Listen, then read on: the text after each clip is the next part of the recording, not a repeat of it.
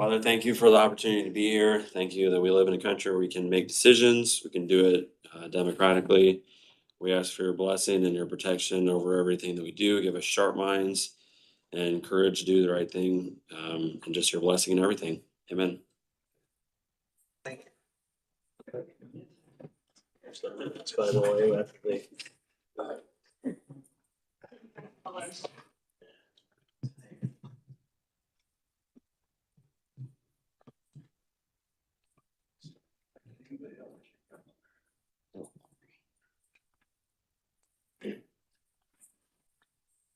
Not sure if you had a chance to approve.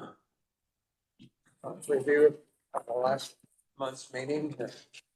Any additions, corrections, deletions? Call for a motion to approve. Motion. Second. All those in favor? Aye. Opposed? Motion approved. Julie Marie? I don't have anything today. Thank you. Like next month, maybe. Next month, yes. Oh, you got plenty. I do have plenty.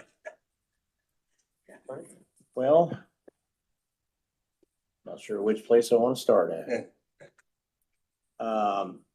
John, why don't we go ahead and get your project out of the way first? Commissioners approved, I think it was last Tuesday, the flagpole that we got ARPA for, that John got 9425 for, ended up coming up short because they had an issue and they needed $6,600 more to finish the project. Decatur agreed to pay. Well, didn't come up short. This is an Well, addition. 94, well, it's an to- addition, okay. Well, the 9425 came up short. It's not gonna pay for the whole project, It'll pay for what that was designed to pay for. but it's This not is- gonna pay to complete it because you need that done too. Right. So what we found is, I pass this around, where the flag actually comes out of the pole. The flagpole is all aluminum. So the cable that raises and lowers the flag is steel. So it turned out over the years, that steel cable is almost sawed in half the roller that this thing's rolling on, so it can't get out of the pole itself. So I called Smith Erectors, and they came down and gave a quote for $6,600 to get a 250-foot crane. It only needs to go 150, I think. Crane, all the permitting, and an iron worker to go up in the basket to repair the pole, and that's an all-day quote. That's 8 hours, their minimum. And then I took, after the commissioners approved it in their meeting, it's their building, so they have to approve any maintenance or improvements. The commissioners unanimously approved it. I took it to city council, Decatur City Council, asked if they would be willing to split the $6,600 cost, being the city hall's right across the street from the courthouse. The city wants to see the flag back on top as much as anybody else.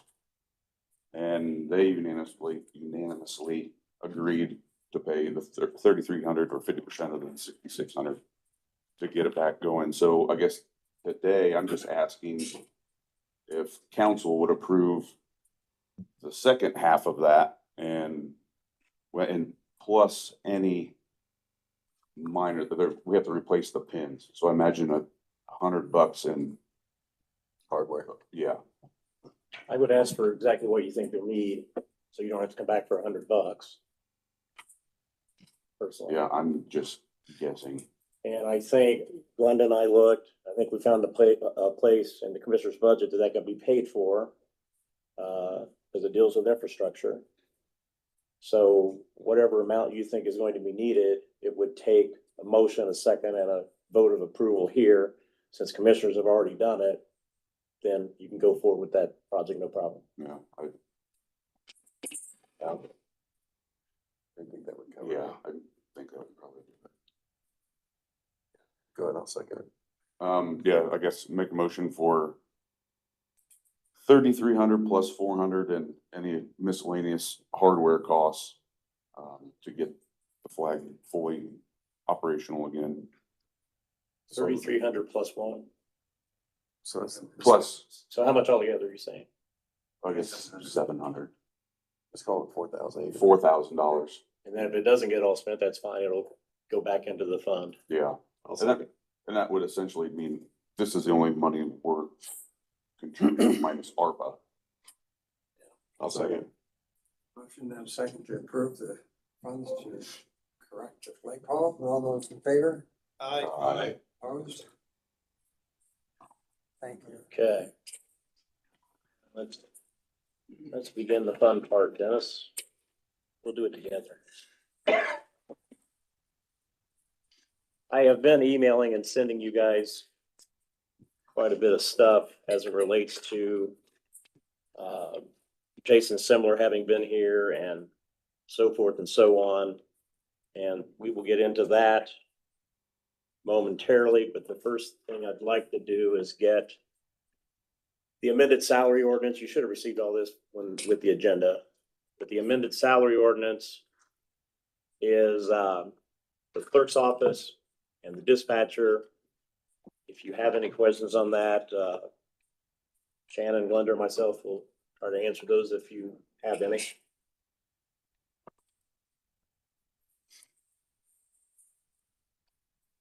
Motion for the salary ordinance. Second. Corey and Bob. Okay, got it.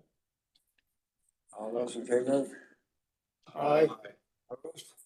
You want to sign now or later? Just don't forget. I'll be coming to your house. You know where I live. Or if anybody wants to, that goes with that. If anybody wants to see that information, just leave it all together as one if you would. Okay, then we have the transfers by resolution. You should have received those. I'll move to approve those. Corey, Second. Fred? Is it John or Fred? Fred. Okay. Those in favor? Aye. Opposed? That motion. Okay. Then we have the additional appropriations. The community corrections indigent funding is simply, Ian's here if you have a question, but that's simply, we've got more people that can't pay than normal. So there wasn't enough in there to pay for that. That's about the fact of it, isn't it, Ian? Yeah, mostly juveniles, so. So- Solid uptick in the juveniles that have been monitored the first 6 months to year. In lieu of having them in juvenile detention, which is very, very expensive. Circuit court is on a different route, it's more of one electronic monitoring. They're non-paying customers. Is this the second time this year? No, we did it last year. Was it last year? Yeah. Was it this large? I think, when it only like, Well, I think we came $5 later in the grand? year last year, but they burnt through a lot faster in the first 6 months of the year, so this should get us through the year that was juveniles last year too, wasn't it? mostly. What else do you And have? most of our adults get jobs fairly quickly, Mhm. unless they're medically unable to, so. It's always the most topic of conversation. How many juveniles you think? You include the number?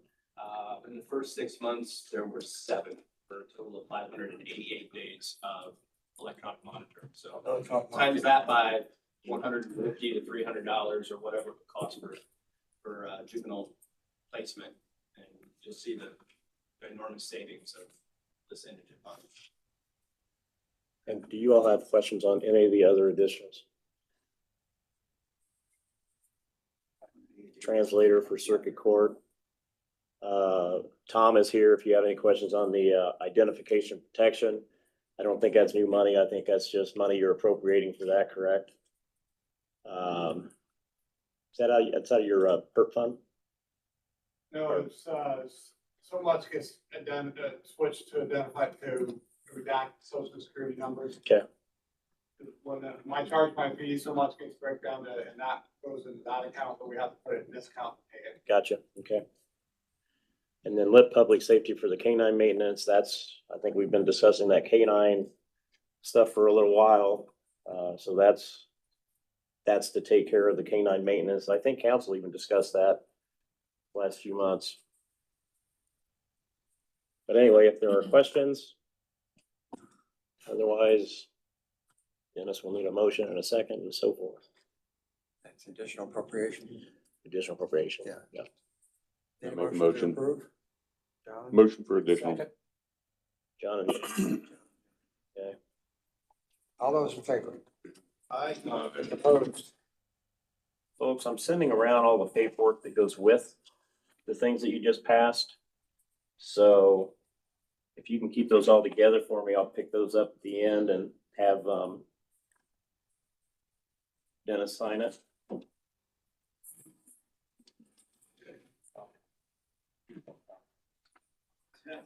Oh, shoot.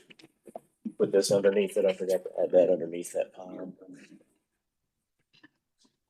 Okay. Get that out of the way. Okay, next thing. And we've done this, I think, every year. Gosh, probably 2016, I think. I am informing the council that Senate Enrolled Act 321-2016 repeals Indiana Code 6-1.1-17-3.5 and thus eliminates the current county council review process. And it adds the code to establish a new process for county fiscal body reviews and non-binding recommendations. In other words, we don't have to spend half the day to have people come in that we can't do anything about it anyway, at least until they do away with that and they change it. And we have all of them come in 27 or 28. So that is one thing I'm notifying you. I also, the county fiscal body shall review at its first meeting in August the estimated property tax levy limits and estimated reductions due to circuit breakers for each taxing unit. The fiscal body will either prepare and distribute a written recommendation for the taxing units, or the county auditor will distribute the minutes of the meeting to all taxing units after the minutes are approved by the fiscal body. So I would do that next month, once the minutes from today are approved. And that information I sent you from the DLGF about those estimated levy limits, circuit breaker cap losses and all of that. That's what all that is.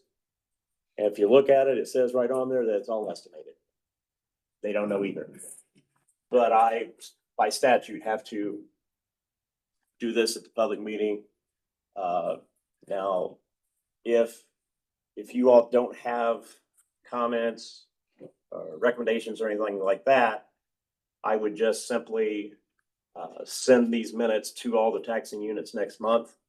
But that would take a motion and approval to approve the auditor sending the taxing units this information. If all that makes sense.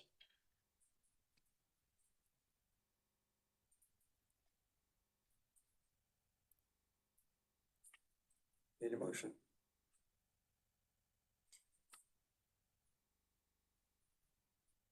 A motion. Well, I don't mean to sound kind of dumb. Can you repeat most of that? I just want to. Starting where? Were you sleeping over there? Okay. You understood the first part about we don't have to have townships and all them come in right now because they repealed Yeah, that. I guess start after that. The county fiscal body shall review at its first meeting in August, which is where we're at, the estimated property tax levy limits and estimated reductions due to circuit breakers for each taxing unit, which are the 3 pages that I had emailed all of you from the DLGF with their estimates.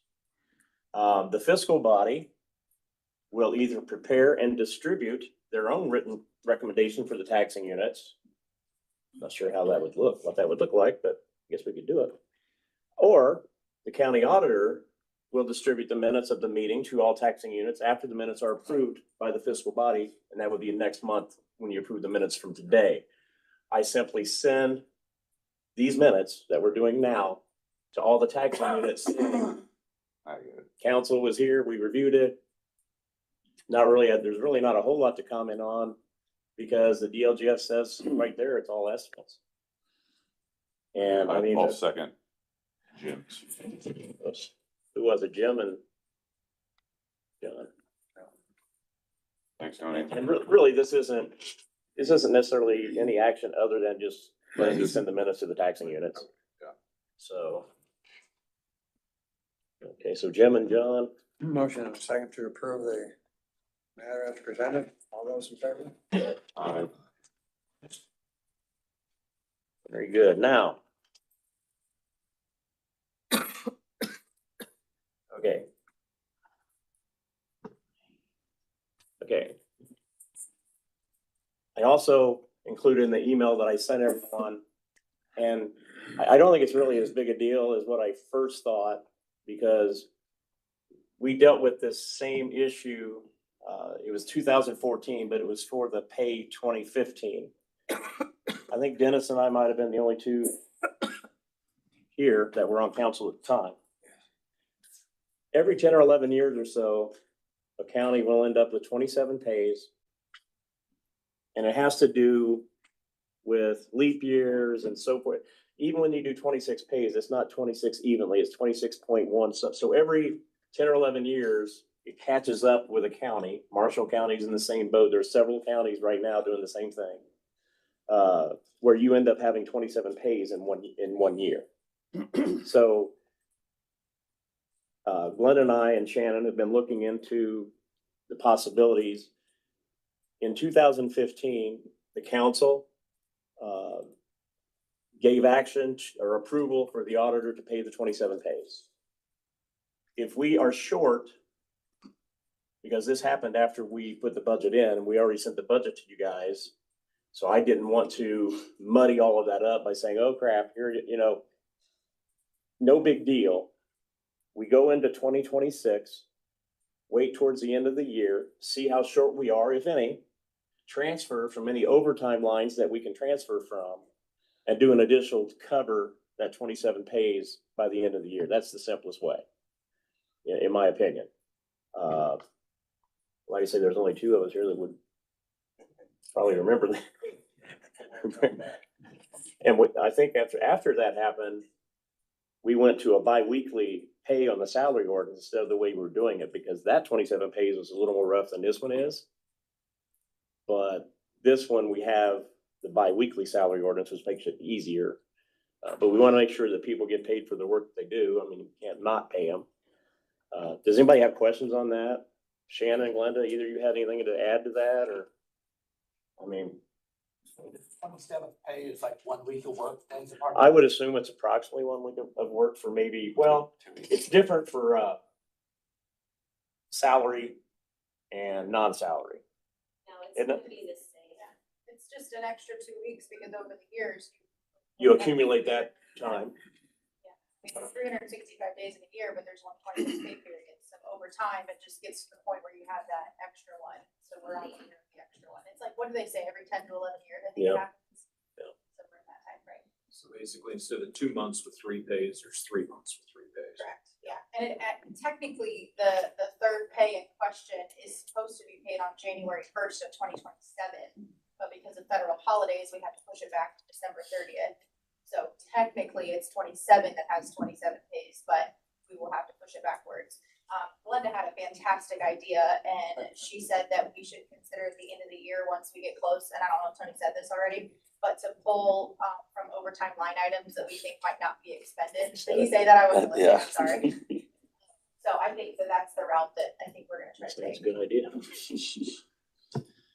That sounds good to me. If you need a motion from us, I'll move Yep. that we do that. Corey and Bob? Okay. Bob. Any other discussion? All those in favor? Aye. Opposed? Eric, you're gonna ask for them later, I might as well give them to you now. Yeah, okay. That's it, all the goodies. Okay, thank you. The final thing that we need to discuss. Actually, Corey and I were kind of discussing this a little bit before, and it has to do with lit and whether or not any changes are to be made this year. I sent information that Jason Simler had. I sent information Darren Bates had. You got the other things from the DLGF. showing you what happens under different scenarios, and especially Darren's that I just sent has several, how much loss and so forth and so on. We're kind of in a state of unknowing. I mean, even tax vendors, everybody is still waiting on DLGF, and DLGF comes up with their thoughts, and then they have to see if that's what the legislators were thinking. And it's just, it's kind of a mess a little bit. So we really don't know if all those estimates are gonna hold true that they sent out. I do know that with all the deductions, veterans deductions, other things, the county could lose a pretty good amount of money in property taxes. Which, that's good for the taxpayers. But it's gonna force us to live within our means. Maybe even look at cutting services, or I don't know. I don't know how bad it's gonna get. I really don't. I don't think anybody really does. But if you guys decide to lower, increase, do anything with the lit other than leave it like it is, that would have to be decided today. Julie Marie would have to work up an ordinance, like when we changed lit the last time, we'd have to work up an ordinance with that change in the percentages. I would then have to send that off to all the other units, all their local income tax councils, but you guys control it because you're 55%. So we're basically just telling them, here's what we're gonna do. But they have to have the 30 days to be able to say something or whatever. Then in October, after that 30 days would be up, that they're notified in the October meeting, you would then pass the ordinance. And I have to upload things into Gateway and follow all of the guidelines that I need to do for my office if you up it or lower it or change it in any way. Currently, I think you all know we're at 1.60. The PTRC is 0.29. There's several options. If you wanted to lower the PTRC by 0.1, you could then put that 0.1 in another bucket. For example, 0.1 is a third, and that's. well, whatever percentage that you lower, you can put it in another bucket, or you can just lower the income tax to 1.5, let's say, whatever it would be. If you wanted to,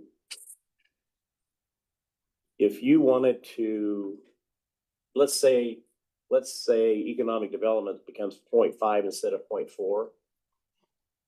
You could change that from PTRC to economic development because that's the overall lit.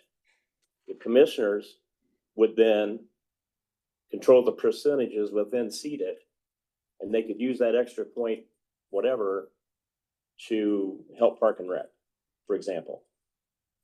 But all of these options are totally up to you guys, whether you want to change it, leave it like it is, totally up to you all. So on that last option that you had said, if you move that bucket and let's say you lower it by 0.1 or halfway, because we know we have to get rid of it in 2 years. So for frame of reference, Unless something changes. unless they change the law again, but the law is what it is right now. So halfway would be 0.145, right? 14.5. So if you want halfway, that's the number. If you want to go a third of the way, because you want to kind of hedge your bets in case something changes, that'd be more like 0.1. But by doing that, that's more money that comes in through property taxes, less that comes through income tax. But if you also increase like economic development, now that is a true tax increase at that point, because you have now, you're keeping your income tax right where it is and you're increasing your property tax. So that should not be on the table at all. But how much do we want to move towards that property tax relief credit coming off? Do we go halfway? Do we go a third of the way? I don't want to go the whole way in 2 years from now. I think that would be a big adjustment. So I think we got to move a little bit. Question is just how much. I think with all the changes, the whole thing is fluid. I'd rather just leave it alone. But I mean, you would agree that it's fluid if you leave it. Even if you leave it, nobody knows what's gonna happen. So what's, at this point, we don't know what happens if it stays, we don't know what happens if it doesn't stay. And so I get the fear of inaction. Right, like what's gonna happen that makes us make no action. But there's already unknown. You leave it as is, we don't know what's gonna happen. What we do know is that is going away in 2 years. So you're either gonna have a giant whipsaw in 2 years. Or This, start moving. this year to next year, the standard deduction does not change. It's 48,000. And then over the next 2 years is when it drops 18,000. And that's when it's supposed to be, you know, I mean, there's gonna be a little bit of a change this next year, but not a lot. And the more we change the PRTC, the more we affect property taxes to, to our constituents and to the, to the county. So, And I get stepping slowly. I understand I mean, that. I but don't- do think you wanna do something. Cause if, I mean, I think everybody has to agree, if you wait for 2 years and then you do it all at one time. That's a huge change at one time. well, hopefully though, these changes here, the changes with the standard deductions and the supplemental homestead deduction, hopefully that all counteracts that. So taxpayers don't see, don't get totally slammed. I mean, ideally the state, what they're trying to do is lowering the property taxes. So hopefully we would see that as property, homeowners. But I mean, the one thing's for sure, we don't know, that's for sure, we don't know. And I mean, if we did anything it would have to be, to me, very, very small. Cause I don't wanna slam homeowners. And remembering too, that anything that you do is a decrease in income tax for everybody. Right, so, and really the only homeowners that are gonna see a difference are those that are not in a city. If you're in a city, this property tax credit is not giving you anything, only if you're out in an unincorporated area. So those are the only ones that are gonna actually see a trade-off. Everybody else just sees a decrease. So today we have to make a decision about the PTRC at 0.29. Yep. We're gonna change it, same. Now, were you talking about like reducing it 0.1 and then increasing that economic 0.5? I absolutely That not want to do changes the that. tax rate. You Oh, can yeah. do it, but it changes the tax rate. It takes some from one and gives to the other. Yeah, cause that would be a tax increase at that point. Because you're dropping one, but it's being offset by an increase over here. And then if you also increase here, you are now going up overall. So I can tell the appetite's not here, but my proposal would have been go halfway, which would have been take off 14.145. I'm not gonna die hard on that, if we wanna go 0.1 and just go a third of the way, that might be a decent compromise or something. I mean, I'm open to suggestions, but I don't wanna do all 0.29 in a year from now. I mean, that's just gonna be a lot. Well, it wouldn't be a year from now. I mean, Yeah, it would be. You got 2 years to do this. well, you have 3. It's gonna be 28, so it's 27, pay 28. Yeah, we're in the, But we're doing Going into 26s right second. now. Right now, we're 25, pay 26. 26 would be 26, pay 27. 27 would be 27, pay 28. And I'm still not clear if they're doing it in 27 or 28, pay 29. I don't know. I don't know if they know. I think that's why Baker Tilly took a stab at it, but pretty much said in the email that you guys got that they aren't gonna, they're not gonna put their neck on the It's like line a to say zillion something, moving because they pieces. don't know either. Yeah. I don't wanna be responsible. I don't wanna move quickly, but I also don't wanna be irresponsible and just put your head in the sand and say, we'll see what happens. Then you back yourself into a corner. well, we're not backing ourselves. I'm not saying Well- you're wrong on anything. You're correct, but it's our decision, but it's not required by us, It is required in the next year or two. by the state, not by us. Right, but we get to decide, are we gonna make people do it, bam, all at one We time? get to decide if we're gonna take away property tax credits State. prematurely. Or I know it's just rural homeowners, but it's, I mean, the state is going to take that away. State. It's one of those things, it's just like when we implemented wheel tax. The state pretty much, you either do it or you don't get money for road funding, which is still happening, isn't it, Doug? on the wheel tax. I don't think it's putting our heads in the sand, it's just letting the state run its course. But it's not though, like they have given us the tools, they said, you've got 2 years to phase this out. And if we say, we don't know what's gonna happen, we're sort of paralyzed with fear, we're just gonna wait and make it all happen at one time, then you are gonna have a whipsaw effect on a number of taxpayers in 2 years. So I'm not saying we have to go half, I'm not saying that. I think we should do something. You know, I'm just throwing this Only if out they there. change it. So we went with the 0.1, okay. Income going down. Would the property taxes will go up for those outside the city. Is that gonna even out or it's just the same number? You know, Well, that's what the goal is, and that's what we actually asked Baker Yeah. Tilly for, and they really didn't. They couldn't do it because they don't know. Well, but they could have, They could have done a little more. they could have given us a They little more didn't do much. information I than think they answered the did. question, they just didn't answer the question that we asked. Yeah, we know what will happen if we leave it alone. We don't know what will happen if we change it. I would And then propose we- that we don't even know that. If we leave it alone, we don't even know what's gonna happen, because we do know that property taxes are gonna change this year. Maybe not a ton, but they are gonna start phasing this year, so even that, we don't know. The other thing to remember, we are at 1.60 currently, which is a pretty good place to be. And my meaning of that is, we have a lot higher than we can go to the max that they allow if enough property tax. If we lose enough property tax that we do have to offset with an increase in income tax, we have that room. That's one thing to remember, going into it. That's not ideal, but we know we're gonna lose some property tax because we were just seeing some scenarios in our office. For example, if you have a veteran that has farmland, they're basically gonna be paying zero because of the deductions and everything that they get. And we have 64 parcels like that in the county. So obviously, that's good news for all of that. But it's not good news if we want to keep running the county government the way we're running it. We have to up that somewhere else.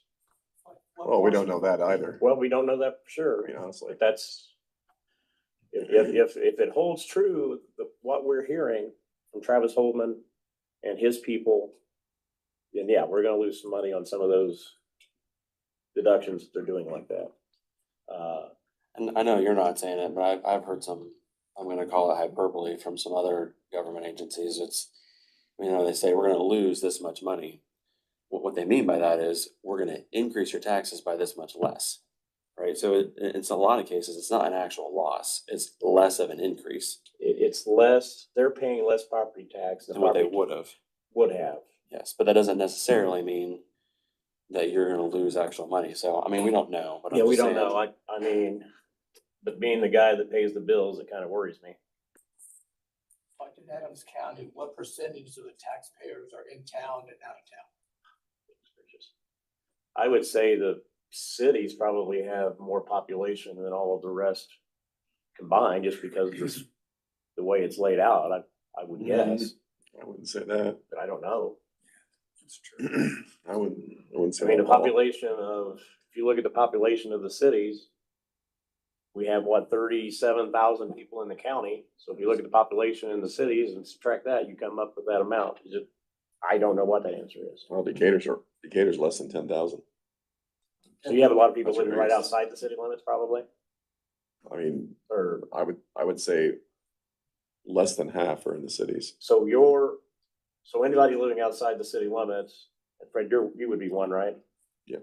Jim, you'd be one. If you're not capped at that 3%, you're the ones that would probably pay a little more. And I think we had a chart showing that from one of the examples that Jason Simler sent.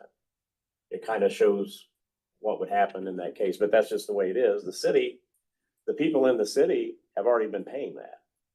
People in the cities, people in the city have been paying extra income tax to offset a property tax credit that they don't get the benefit of for a long time. And that's why the state's getting rid of this, because it's not fair.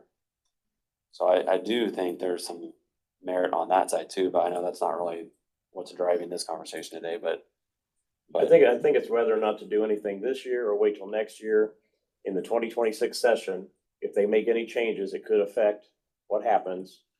So I guess you're looking at either lowering it a little bit now and then waiting to see how much you lower it the next time, leaving it alone, see exactly what they do, and maybe lower it a little more that year, if need be. I don't know. Those are something if you leave it as it is, we don't need a motion or anything. We'll move right along. But if you have a number that you want to lower to, Julie Marie and I have to know today. We have to take action on that today because we're running out of time for the 30-day period and all that stuff to get it passed in October. So we I mean, my pretty much have to motion know would have today. been to go at half, but I know that's not where everyone's at, so I'm gonna just pull that right back off the table. But so for now, I guess I propose that we go by a third, which is that way you have some room next year to adjust, see where we're at. So that'd be like 0.1 off basically. Too much. I mean, do you have another number or, No, I think it's too much. I mean, I'm not gonna die on that hill of Yeah. 0.1, I'm but not what either. is the number? I don't think we can do anything. Or what So do you is guys have? August 21st, is that too late? That's when isn't that when our budget Are we allowed to meetings? vote in those budget meetings? No. At the public hearing, there's no action taken. I mean, you could probably, I don't think you can't declare a special meeting you couldn't vote at either. Unless you wanted to hold an extra council meeting before the budget hearing or something and then you Which- would still need, Which we don't have 30 days notice though, right? you wouldn't have 30 days before the September when you have to do it.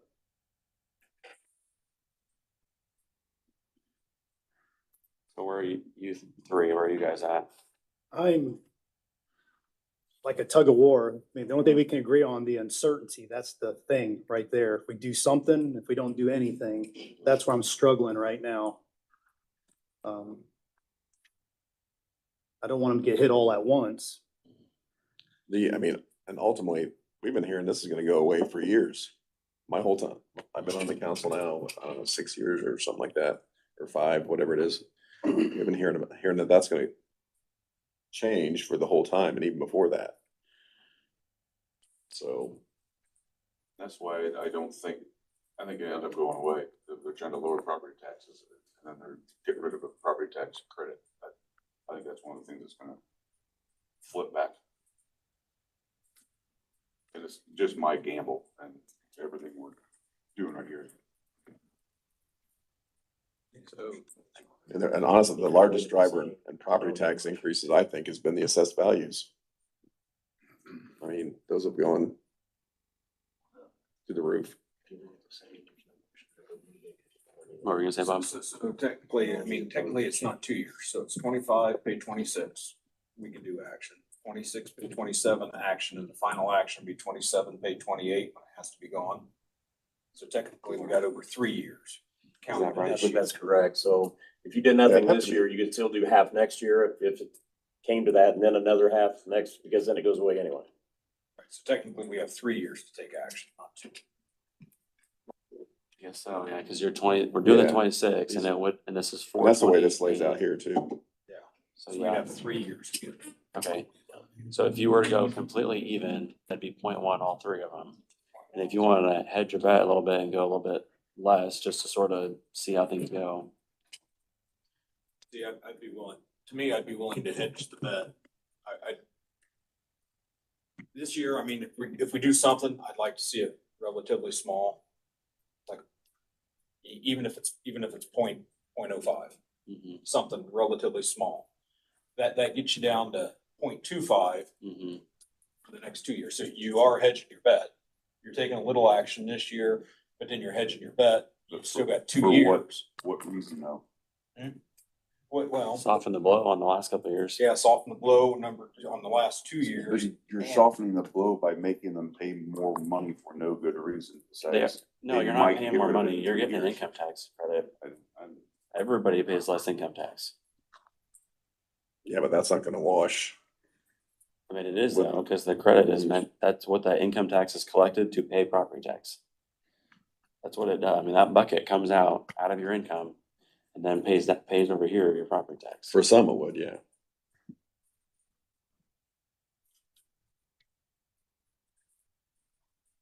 Is everybody settled in the minds?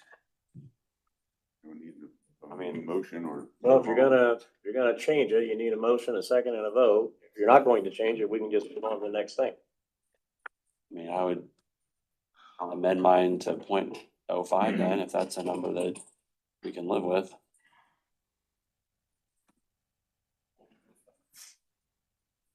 I mean, with the idea that gives you 2 more years and not 1 more year. Tony, you know, on this email that you sent today, these examples. Is that including subtracting 0.29%, just taking it off at one time? Hold on. Yeah. I think what Darren sent, if you look towards the bottom, it tells you if there's no change in PTRC, the entire county, 2.3 million, whatever it is. No change in the PTRC, 1.5 million.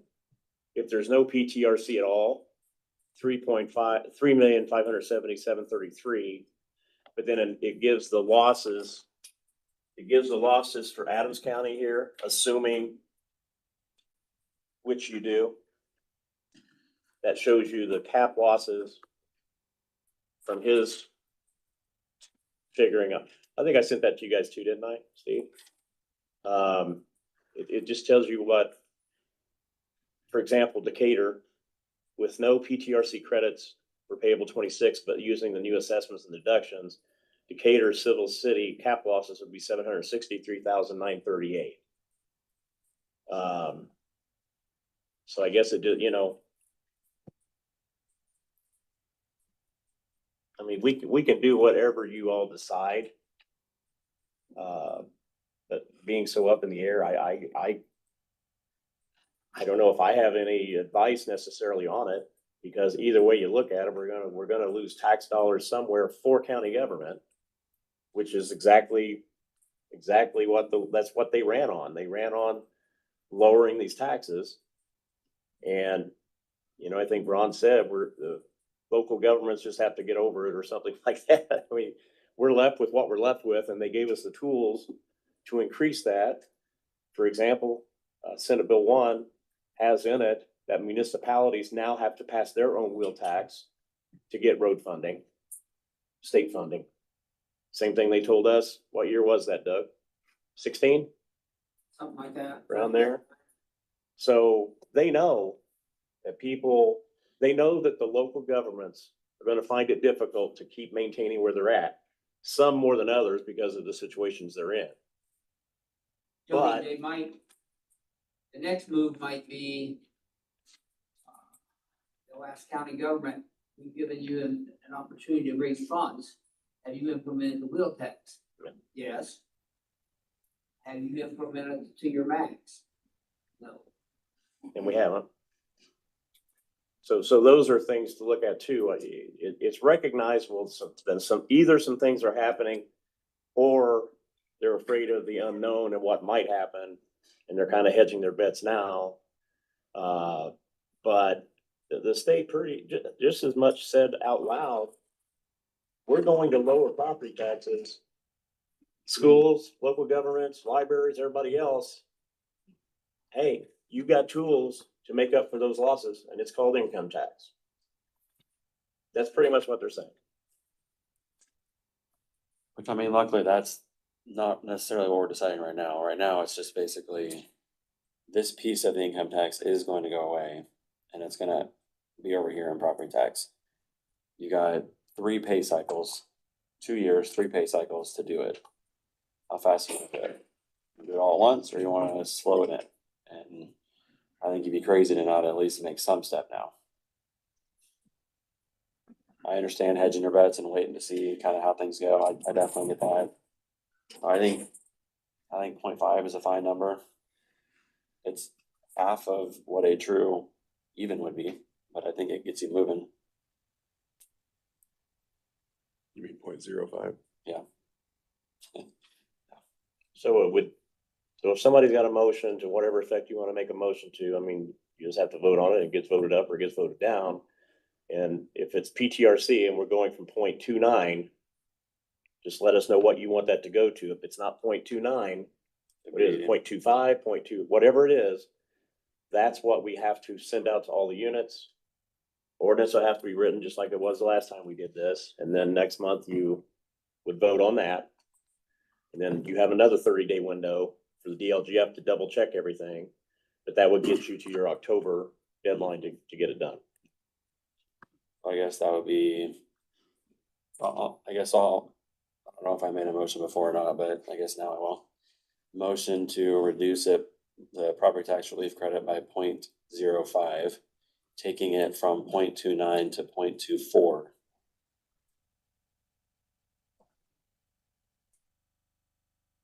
Which would get us a sixth of the way there. Have a motion? And to go where? Or is this two separate? He's, Doesn't need to go anywhere because it's just your less property tax credits. So your income tax goes down and your collected money in property tax goes up. So you don't want to move it? No, because that would be a tax increase if you do that.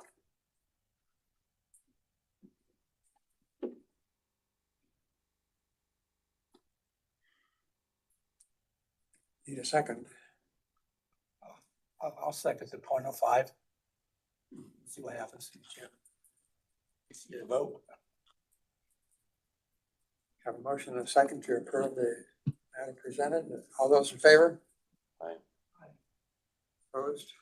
Aye. Aye. Failed.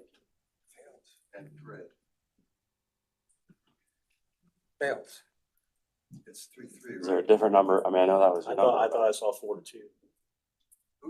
Who voted no? 4-2. Dennis only votes in case of a tie. Yeah, so it's 3-3. No, it's 4-2. Jim, help him with his math. Yeah. I think Lenny, Bob, me and Fred. Oh, yeah, John, you too. Okay, John also. So if the law doesn't change, next year you're either gonna have to do 0.145 next year. Or the following year, you're gonna have to do a huge change at 0.29. I'm just really struggling with the uncertainty. Like if we do something and we really didn't need to, I wish we had a little bit more concrete or. Well, this is the first year too of the administration coming in. And so I think once we see how they start to react and how things start to kind of lay out, it should hopefully alleviate some of that uncertainty. And next year we can make a better decision, hopefully, and see where, make sure that they're still going the direction that they say they're going and hopefully make a little bit better, more informed decision next year. I can tell you, as far as I'm concerned, Linda's in the office. She can tell you, I am on the phone, email constantly on this subject to try to figure out what's going on. And the DLGF is finding it difficult to even answer some of that. It was like everything was thrown out there willy-nilly and I just hurt myself. It's okay. But so I've been working hard to try to figure it out and get all the information I can to you guys. And this is what I'm getting. It's just. I mean, hey, one thing, I mean, so we're uncertain about exactly the direction they're going. I mean, they say that they're going this direction right now, but again, we've heard some of these things for many years. It's always uncertain though, always. We never know exactly what's gonna happen as far as, people's incomes change, whether it's the economy's positive, good or bad or whatever. And there's a lot of things that factor into it. So there's never complete certainty, that's for sure. But right now, this is the first year of this administration. And if they continue down the path, then I think we have a little bit better direction next year, at least where they're headed. That's what I'm struggling with. Tony does a great job by keeping us informed. And I read all his emails and research things. I just feel like the DLGF doesn't even have concrete answers. That makes me really weary to do something to increase. There are literally counties that are behind in getting their CNAP certified because the tax vendors weren't all on the same page. Your Lows, your Guts, your Exsoft, all of their MVP, they're not all on the same page because they have different interpretations of what they're being told from different, it's, so a lot of counties are behind. We got ours certified, I think it was last week. But a part of that is because I was working directly with Travis Holdman, and he had somebody there in the government that was giving us answers we needed so that I could get those out and we could do ours and get it figured out. So One thing you know too, I mean, when I first came onto the council, I spent a lot of time in the auditor's office. Tony can tell you that, and met with the DLGF. Oh geez, 6-10 times at least. And they're not certain about anything. I mean, even after the same administration's in there for several years, they're certain of nothing. They can't answer a lot of questions, even about when it comes to the formulas. Those formulas are so intricate and involve so many different departments within the state. They can't tell you exactly how your property taxes are figured, even not one person can. That's how convoluted our tax system is. So that 0.5 was a number we threw out there. Is there a different number that is at all in that direction? Or, I mean, do we truly want to just say, stick our head in the sand and not move at all? I don't think it's sticking your head in the sand to do that. The difference is in the past, they said this might be coming. This is now law. This is gonna happen in 28 unless a new law happens. So you know it's coming. This whole presentation is gonna be, I'm assuming, completely false by next year. Is like the legislators already said they know some stuff that is in that bill does not work. So it's gonna be, everything we're doing now is gonna be completely different than same time next year. They're gonna get modified again.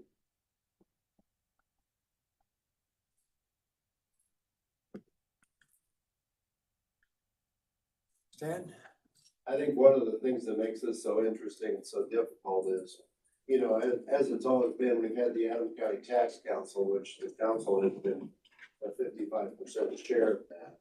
And then the other tax entities throughout the county have received a proportionate amount from cedar taxes or from wood taxes. And that method is gonna go away to where Decatur and Bern will have to institute their own wood taxes and federal tax. And then the county council part of it is going to be controlling of our lit money, but yet the other entities will have to come to us to basically apply for funding out of our share. And it's just gonna be very difficult to see how that whole thing shakes out. But, you know, I think you have to look at how do we use our lit money? How do we use our CEDA money? You know, obviously the commissioners have our designation where we use the CEDA money. You know, the majority go to the highway department. Also, a larger part of that has gone to service the hospital. So that, of course, is going to go away in 2 years. 3 years. Should be like 2 years, right? That's what they told us. Yeah, so, you know, that's gonna change, so, you know, this fall, you know, the commissioners are gonna try and look at a 2-year proposal on how we would like to see the FEDA money used. But then also, looking ahead, one of the things that we looked at was a major judicial center project, which we had looked at possibly using lit funding for that. So that was one of the suggestions that Jason had too with us here was, you know, if we do any increase in lit funding, you know, we could bank money towards that project. It's not completely fine either, so it's just such a difficult, and like you guys said, everything is so fluid. It's like they took our lit list and put it in a box, shook it up and dumped it out. Here you go. So, but I think the bottom line is, you kind of need to look at, how do we use our WIP funding? How do we use our CIP funding? And what is our intent with that tax? Because if we're gonna tax our residents, we better have a darn good reason for why we're taxing them, how much we tax. So I think that's what I've also looked at is, you know, when you look at the county budget, what things that we fund, you know, what does it take to fund county government and why are we instituting this tax? So, you know. I think when you take a look though at what we've done in Adams County, we're already one of the lower income taxing state counties in the state. And we actually were the only county in the state to lower our income tax, was that 2 years ago?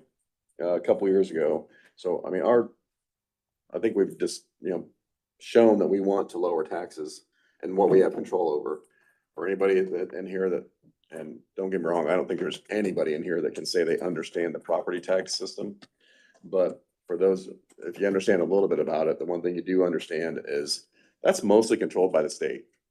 We don't have a lot of control over how much all that is. I mean, they put the screws to you if you don't do what they want you to do to some degree. So where we do have a little bit of control is income tax, and we are low on that now. And we, like I said, we lowered it, and this would be a proposal to lower it again, which I'm definitely not opposed to. But as we've all said, and John's pointed out, that that there's some things in here that they've already talked about not working. So when you say that it's fluid, it's always fluid, but it may be even more so than normal. So ultimately, that's why I think I can maybe speak for those of us that voted no, is we would just like to see one more year. And, hopefully if this progresses as it shows right here, we would take probably closer to half next year. If that's the case, if that's the way it looks like it's going to shake out. But there's just a lot of things that are up in the air, and this is the first, we don't have a history with this administration at all. So I think they've got some goals they're trying to get to, which some of them are admirable and I agree with, but how they're going to do it. I think that remains to be seen. So the question I'd asked earlier is there a number that we're willing to do at all, or is it truly zero? I'd say zero. I mean, a tenth of the way is 0.029. You don't do anything, you really are just backtracking it. So I had proposed that 0.5 because I heard Bob say that, but if there's a different number, I guess just tell me.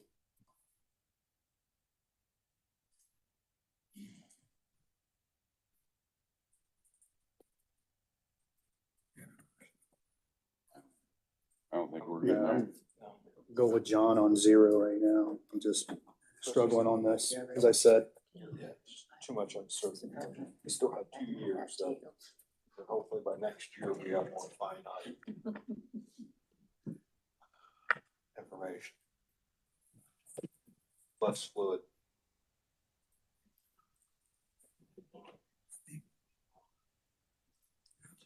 I don't know where we're at there. Commissioners. What that? If you're ready to move on. The only thing that I have is, I know you're aware, we've been having some phone issues the last couple of days. That's not the first time we've been having phone issues. I think Mike is gonna bring you a proposal for an upgrade to the phone system. I met and talked about that yesterday, trying to figure out what's going on. It's not so much the actual instruments and it's more the architecture of how we get our phone service delivered. So I'm not going to speak for him or try to interpret exactly how that works. But he's looking at kind of a whole different strategy as to how we get our phone system delivered. Right now, Watch Communication basically brings those, they call them SIP trunks, into our building here. And unfortunately, that there's no way to build redundancy into that system. So there's another alternative that would allow those SIP trucks to be delivered into more of a central location where there would be alternatives. If AT&T goes down, Verizon would be there, T-Mobile would be there, and there would be alternatives. We could build in some redundancy into the system.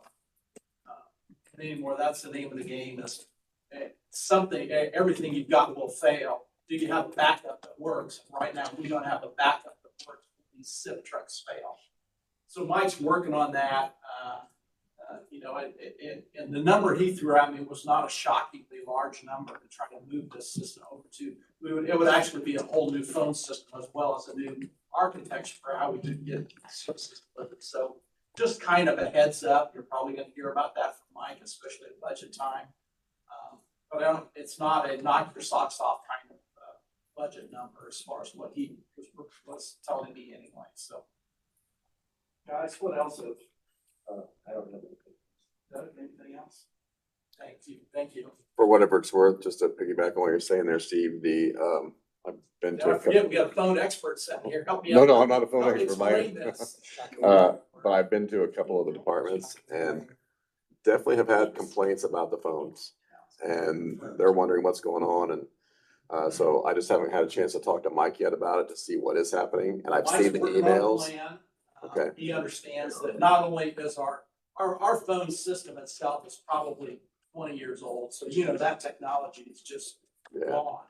But we also have to think about the strategy for the architecture for how our service is delivered and how we build a backup plan into that. Right now, the way it's being delivered, it doesn't sound like there's a really good way to build a backup plan, but a different strategy, the one that needs some thinking about or working with right now, might be able to have that backup plan in case the primary delivery method goes down. We wouldn't be dead in water. Thank you. Yeah, go ahead. Also with that, most people think like the sheriff's office, oh, the admin lines went down. Great, oh, it's bugging us. Well, the problem is automatic alarm systems, and we had an issue with Smith Brothers, they had a fire alarm came in, we never got notified because it came into the admin line. So I talked to them and tried to see if they can give their vendor and roll that number from an admin line to our 911. Because we do not have issues with 911, it is a different system. So just keep that in mind when these decisions are being made. It's not necessarily just someone's calling in because they have a barking dog complaint from my office, things like that. We have alarm companies trying to reach us, to get police, fire en route, medics en route for the, what's the alert buttons like for medics? Lifeline. Lifeline, those come into our admin line. So it's a lot more important than just, someone's calling in for a VIN check. I mean, these are alarms that we are not getting and not responding to because of it also. So this is something that needs to get fixed.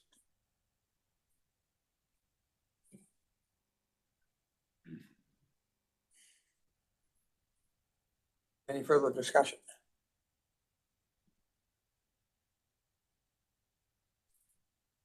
I'll make a motion to adjourn. Second. Who seconded?